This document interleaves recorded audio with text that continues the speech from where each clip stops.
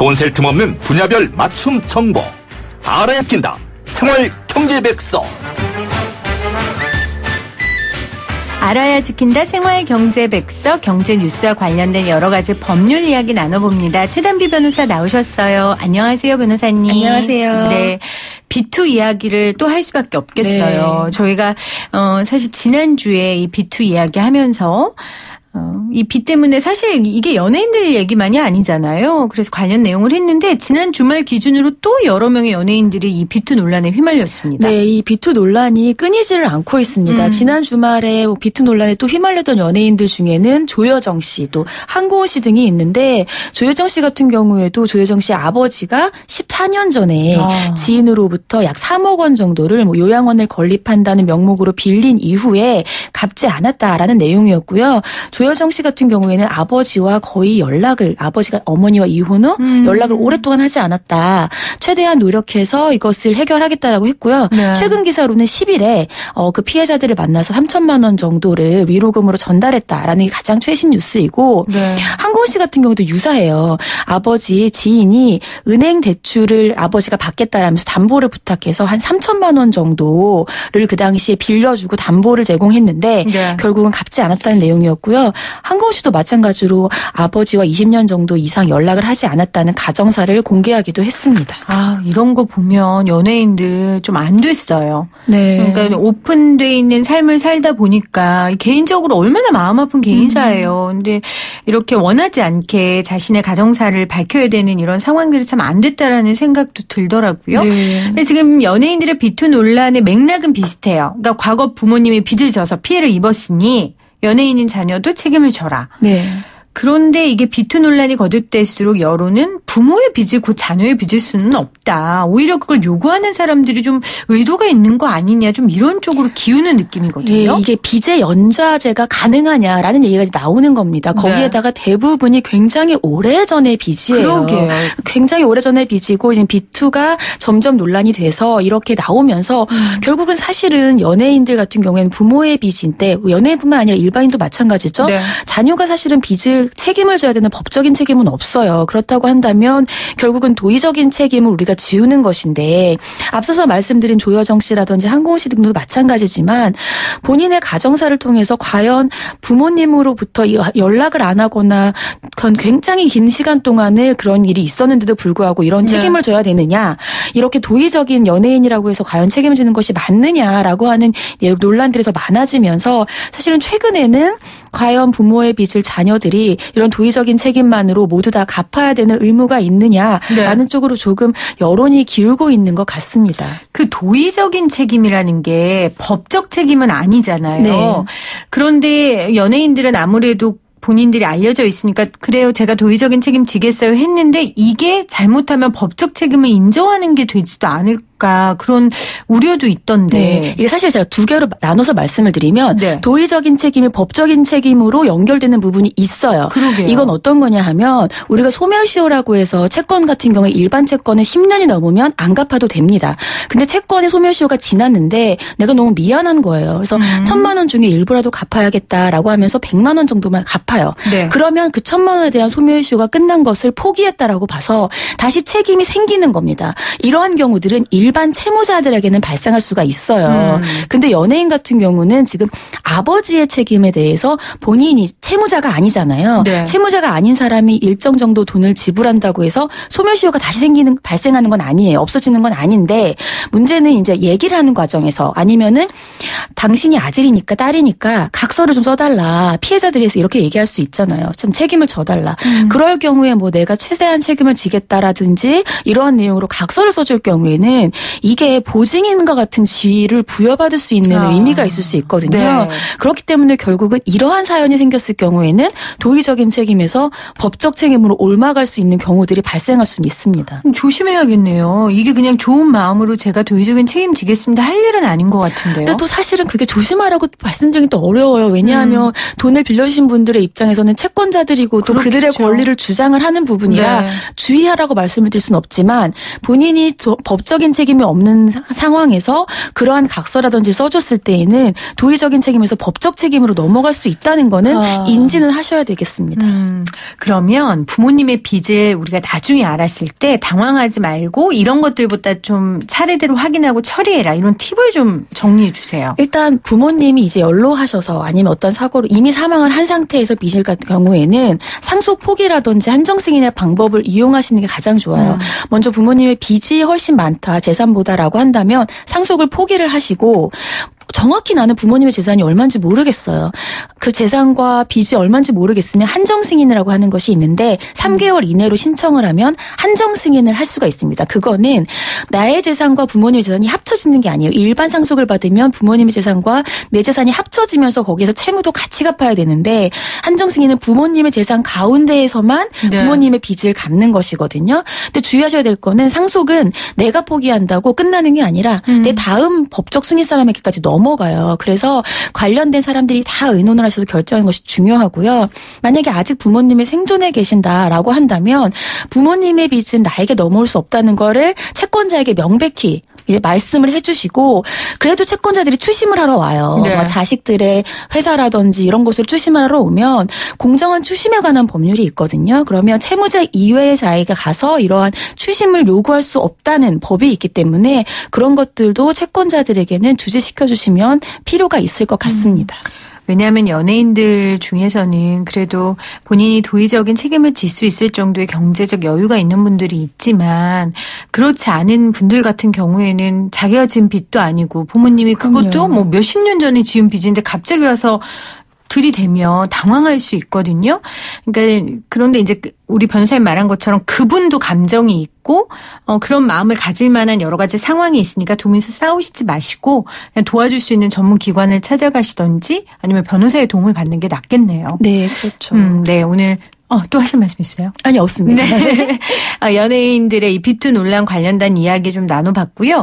우리 교수님이시잖아요, 네. 또. 그래서 이제 KTX 많이 타고 다니시면서 네. 아이들 학생들 가르치시는 걸로 저도 알고 있는데 저도 KTX를 개인적으로 많이 타요. 이 주말 강릉에서 출발한 KTX 열차 사고. 저는 아찔하더라고요. 너무 놀랐죠. 그러게요. 이 사고 원인을 두고 뭐 코레일이 왔다 갔다 하는 모습이 우리를 더 불안하게 만들었어요. KTX 열차가 탈선을 했습니다. 선로를 이탈했다는 건 정말 큰 사고예요. 기차가. 다행히 분기점이라서 속도가 최고 시속이 아니라서 정말 큰 사고가 안 났는데 처음에 이 원인이 뭘까라고 했을 때 코레일 측에서 그때 날씨가 굉장히 추웠어요. 영하 10도. 그래서 급격히 떨어진 기온 때문에 선로에 문제가 있는 것이 아닌가라는 처음에 발표를 했습니다만 국토교통부에서 조사위원회에서 조사를 해봤더니 신호 시스템에 오류가 있었다는 것이 밝혀졌어요. 아직 정확하지는 않습니다. 1차 추정이고 가장 강력하게 무게를 두고 있는 원인인데 선로 전환기에서 지금 어떠한 문제가 생겼고 결국은 그러니까 접지가 제대로 되지 않으면서 문제가 생겼다는 거예요. 이게 결국은 원인을 두고 지금 코레일이 오락가락하는 모습을 보이고 아직 지금 케이블이 똑바로 꽂혀있지 않고 반대로 꽂혀있었기 때문에 신호가 문제가 생겼고 분기점에서의 접지가 되지 않았다는 것인데 왜 케이블이 반대로 꽂혀있었는지도 아직은 원인이 파악되지가 않았어요. 네. 그렇기 때문에 원인 파악이 조속히 이루어져야 되겠고 그렇지 않으면은 아무래도 KTX 사고가 최근에 굉장히 여러 번 있었거든요. 그래서 시민들은 더욱더 불안할 수밖에 없을 것 같습니다. 그 김현미 국토부 장관이 지난 일요일에 어제죠. 그 사고 현장 가서 이야기하는 내용을 저도 봤는데 굉장히 KTX에 질책을 하더라고요. 네. 여러 번의 사고가 있었고 절대 재발하지 말라고 자기가 지시를 여러 번 했는데도 이렇게 됐다. 만약 이게 KTX의 관리 차원이거나 이런 것 때문에 사고가 났다고 원인이 밝혀지면 뭐 처벌을 KTX 직원이나 이런 분들이 받을 수 있습니까? 일단 직무를 제대로 하지 않았죠. 과실이 있는 것이고 직무를 제대로 과실이 있는 상태에서 지금 상해가 일어났기 때문에 그런 부분들은 형사적인 처벌도 고려해 볼 수는 있습니다만 지금 담당자 같은 경우에 지금 아직 정확한 원인이 분석이 되지 않았잖아요. 이게 반대로 케이블이 꽂혔지만 누가 꽂았는지 아니면 반대로 케이블을 꽂은 데 대해서 제3의 어떠한 원인이 발생했는지 여부도 불분명하고 케이블을 제대로 꽂지 못하는 것도 지금 추정을 할 뿐이지 제대로 된 원인이 밝혀지지 않았어요. 그래서 원인이 밝혀졌을 때 거기에 대한 책임의 소재가 있어야 될 것 같고요. 그것을 떠나서 이 예방의 차원이 말씀하신 것처럼 계속해서 사실은 이 안전에 대한 불감증이 가장 큰 문제라서 그런 부분들에 대한 것들이 조금 더 이루어져야 될 것으로 보입니다. 네. KTX 관련자들에 대한 법률적 이야기였고요. 자, 그러면 이제 우리 피해자들 일단 열차 사고로 입은 피해를 어떻게 보상받을까 하는 문제가 가장 큰 관심이에요. 지연된 부분에 대해서는 얼마나 어떻게 보상을 받습니까? 얼마 전에 오송역에서도 왜 저 단전이 맞아요. 돼서 이러한 똑같은 피해가 있었고 이 피해에 네. 대해서 보상을 코레일 측에서 밝힌 바가 있어요. 그 열차에 대해서 우리가 표를 끊고 타지 않습니까? 그 열차를 반환 수수료뿐만 아니라 열차 비용 같은 경우도 다 전액 환불을 해주고 열차를 제대로 타지 못했기 때문에 다른 교통수단으로 이동을 해야 되지 않습니까?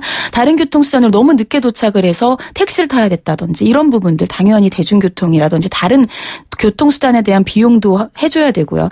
이 오송역 같은 경우에는 그 오송역과 관련되어서 비행기를 놓친 분들도 있어요. 그래서 코레일 측에서는 해당 비행기 놓친 부분들도 배상을 해주겠다라고는 하고 있기 때문에 이러한 부분들은 충분히 보상이 가능합니다. 그 1차적인 보상이고요. 네. 2차 피해가 있을 수 있잖아요. 아까 말씀하신 그러니까 비행기 놓치고 그런 것도 다 2차 피해인 거죠? 일반적으로 2차 피해죠. 그러면 제가 가정을 해볼게요. 우리 아이를 만나기로 했는데 뭐 그 시간에 늦어서 아이를 늦게 만났는데 네. 아이가 뭐 너무 추운데 혼자 있어서 감기에 걸렸다. 예를 들면 네네. 제가 상상을 해보는 거예요. 그런 것도 피해 보상을 받을 수 있습니까? 그게 어려워요. 2차 피해인데 보통 그거는 지금 생각하시면 이런 거예요. 우리가 지금 대학교 면접 시즌이잖아요.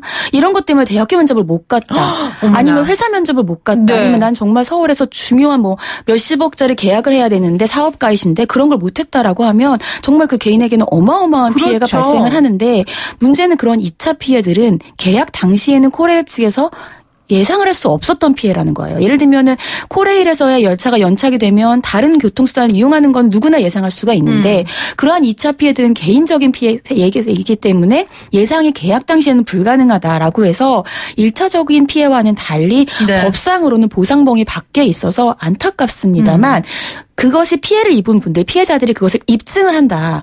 코레일 측에서 충분히 알 수 있었다는 것에 대한 어느 정도의 정황을 입증을 한다면 아예 보상을 못 받는 것은 아니지만 입증을 해야 되는 부담감이 있습니다. 근데 예상을 할 수 없는 피해라고 하셨는데 뭐 사고는 예상합니까? 그 이용하는 사람들이 전혀 예상할 수 없는 상황에 사고가 일어나는 건데 그러니까 우리나라는 정말 소비자들에게 너무 박한 나라예요. 너무 박한 구조를 가지고 있어요. 외국 같은 경우에 이런 2차 피해도 입증하면 다 됩니까? 외국 같은 경우에는 일단 운송 약관이 좀 우리나라랑 다르죠. 비행기 같은 경우에도 비행기가 연착했을 때 거기에 대해서 할 수 있는 운송 약관이나 보험 같은 것들을 우리나라보다는 훨씬 더 많은 금액으로 책정이 되어 있는 부분들이 있어서 네. 코레일 운송 약관 같은 경우에는 아마 이런 부분들은 배제가 되어 있을 겁니다만 말씀하신 것처럼 코레일에서의 계약을 했을 때에는 안전하게 우리가 그 시간까지 도착하도록 계약을 한 것이라 그 부분을 제대로 지키지 못했을 때에는 좀 더 높은 비율의 약관을 통한 배상이 사실은 따라야 될 것으로 보입니다. 네. KTX 사고 관련된 법적인 여러 가지 문제들 함께 나눴고요. 끝으로 이 최근 위디스크 양진호 회장의 구속 이후에 웹하드 카르텔 수사가 전환점을 맞기 시작했어요. 현재 수사가 어디까지 진행됐는지가 궁금합니다. 양진호 회장이 뭐 강요죄, 직원들에 대한 강요라든지 이런 부분들에 대해서는 재판에 넘겨졌어요. 하지만 네. 음란물에 대한 카르텔, 웹하드 카르텔과 관련돼서는 현재 추가 수사가 진행이 되고 있고요. 웹하드 카르텔뿐만이 아니라 오늘 이제 나온 언론 보도들을 통해서 보면 그 문자 메시지들을 주고받은 내용을 보면 검경과 관련된 로비의 의혹이 포착된 문자 메시지들이 있습니다. 그렇기 때문에 해당 부분들도 추가적으로 현재 수사에 진행을 다하고 있다라고 밝혀져 있습니다. 그 최근에 숙박앱 여기어때 거기에 신명섭 대표도 웹하드 카르텔의 한 축이라는 보도가 나왔거든요. 맞아요. 이 부분 조사도 이루어지고 있습니까? 이 웹하드 카르텔이라고 하는 것이 어떤 내용이냐면 웹하드 사업자가 있는데 이 네. 웹하드 사업자가 사실은 불법 음란물을 유통을 막아줘야 돼요. 근데 이것을 막아주지 않고 오히려 이것을 필터링하는 업체랑 손을 잡고 필터링의 기술을 약하게 만들면서 유통을 하고 불법 수익을 얻는 구조인데 네. 말씀하신 것처럼 숙박앱 여기어때 신명섭 대표도 이러한 지금 얘기가 나왔습니다. 혐의가 나와서 경찰 수사를 네. 받았고요. 경찰 조사를 받은 이후에 대표직을 현재 사직한 상태입니다. 그렇군요. 저희 지금 문자로 올해를 대표할 수 있는 사자성어 받고 있는데 진짜 점입 가경이네요. 이번에 양진호 회장의 1년은 점입 가경이었던 걸로 저희가 결론을 내드리겠습니다. 오늘 생활경제 백서 경제뉴스와 관련된 법률 이야기 최단비 변호사와 함께했습니다. 고맙습니다. 감사합니다.